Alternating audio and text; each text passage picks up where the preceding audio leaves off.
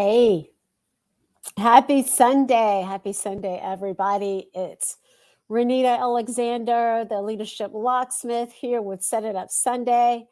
I am live on a couple of different channels, a couple of different platforms using my makeshift microphones. I got to figure that out, how to be live using StreamYard and how to be live on IG, on Instagram, all at the same time. So, if you are watching me live on Facebook, I am using my phone to go live on Instagram. So please give StreamYard permission to use your name, to show your name, so that I can know who you are if you're watching me via Facebook or YouTube.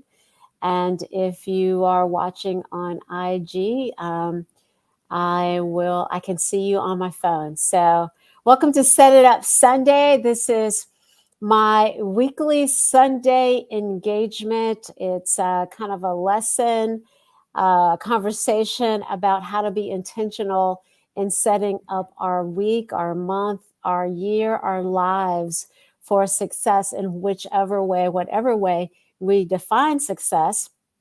And so every Sunday I talk about a different topic, and we usually only go for about 15 minutes. So if you're here live, just say, hey, happy Sunday. And I see a couple of people are live. I don't know who it is, but welcome. Thanks for joining me live.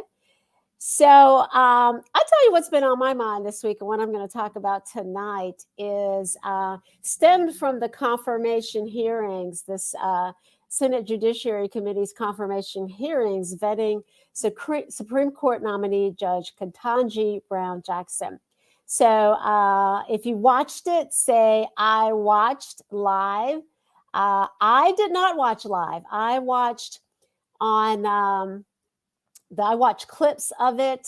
I read about it from some trusted news sources. I kind of stopped watching the news quite a few years ago, probably 12, 14 years ago, right after the election of Barack Obama. Just the tenor of the news was very negative, regardless of what channel you watched. And so every now and then I'll tune in, but I subscribe to several publications, and that's kind of how I get my news. I can, sort of regulate it a little bit better in that way. So that's just me. Well, I'll talk about that a little bit later, about how what we take in and how we take it in impacts us. But if you watched it, again, just say, hey, I watched, or if you didn't watch it, say you didn't watch it. And, I would say, based on what I read, the people that watched were in sort of two camps. There were the people who watched with, say, their young children, their mentees, students, and they were very much focused on the positive image of this Black woman being considered for this amazing position. And then there were people who were like, it made me angry. It made me upset watching it. Again, I didn't watch, and I chose that because I felt like she would be vilified. So again, I decided I would rely on other sources versus watching it live. And, the parts that I did see were pretty disgusting, despite promises from the GOP that the proceeding would be dignified. But here's the thing. She was amazing. The judge was amazing. I mean, she was calm. She was well prepared. She was just this pillar of calmness and strength. And, it's the kind of temperament you really want for somebody in that position. And so what I think I know about her based on what I saw, I think I learned some things about her. If you think that you learned some things about her, please share what you saw, what you learned in the comments. But there's some things that I saw that I thought were just amazing. And she had this again, she gave me this impression of just being deeply rooted in her faith, her identity, and her purpose. She just exuded this awareness of God's protection and grace, her family's love and support, and her right to be in the position that she was in. It's like, I earned this. As I shared with a workshop I did this weekend, she embodied for me, what is for me is for me. And if no weapon formed against me shall prosper was a person, I think it would look like Judge KBJ. So anyway, but there was that long pause.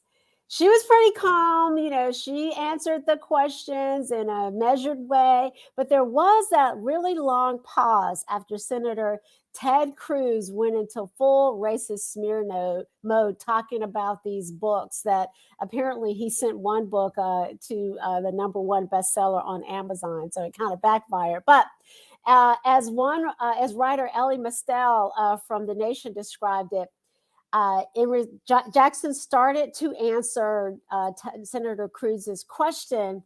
She said, "Senator," and then she sighed, and then she paused for a really long time. As the silence filled the room, I felt like I could see Jackson make the same calculation nearly every Black person and ancestor has made at some point while living in the New World. It's the calculation enslaved people made before trying to escape to freedom, or activists made before sitting down at the white lunch counter. But it's also the calculation a woman makes before responding to the email of the person who was just promoted ahead of her, or the calculation I made when a white executive comments on my Twitter feed, but not my published column. It's the calculation when Black people try to decide, am I going to risk it all for this?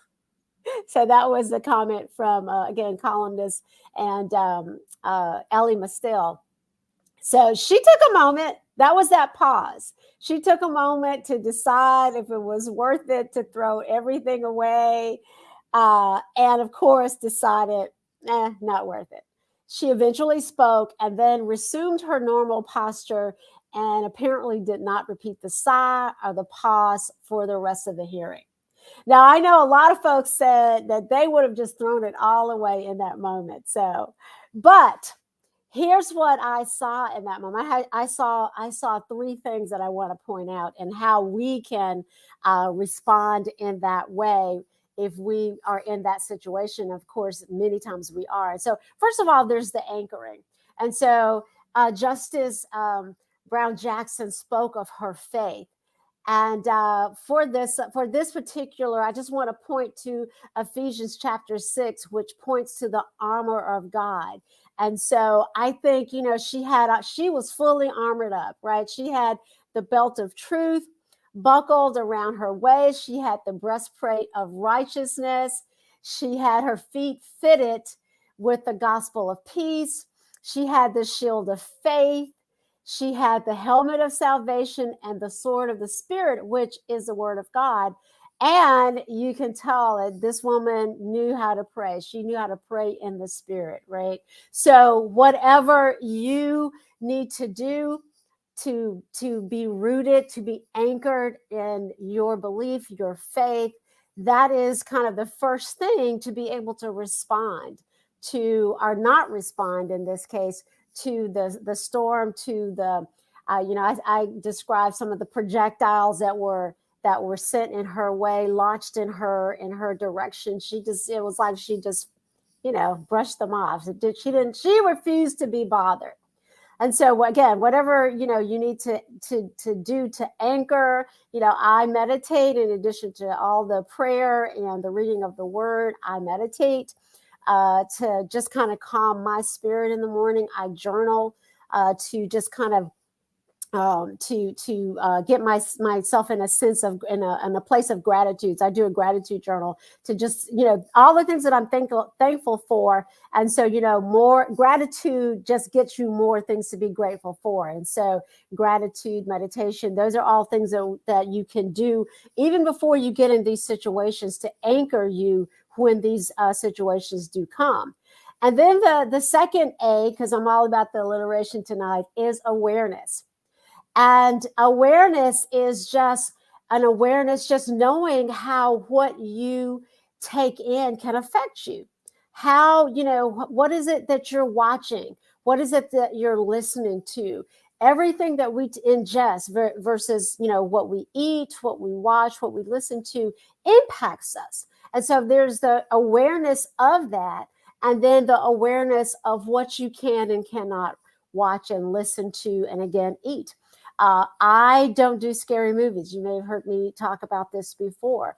They impact me. And so I'm very careful about making sure that anything that is advertised as being even remotely scary, that I kind of understand what to expect before I get to, watch it.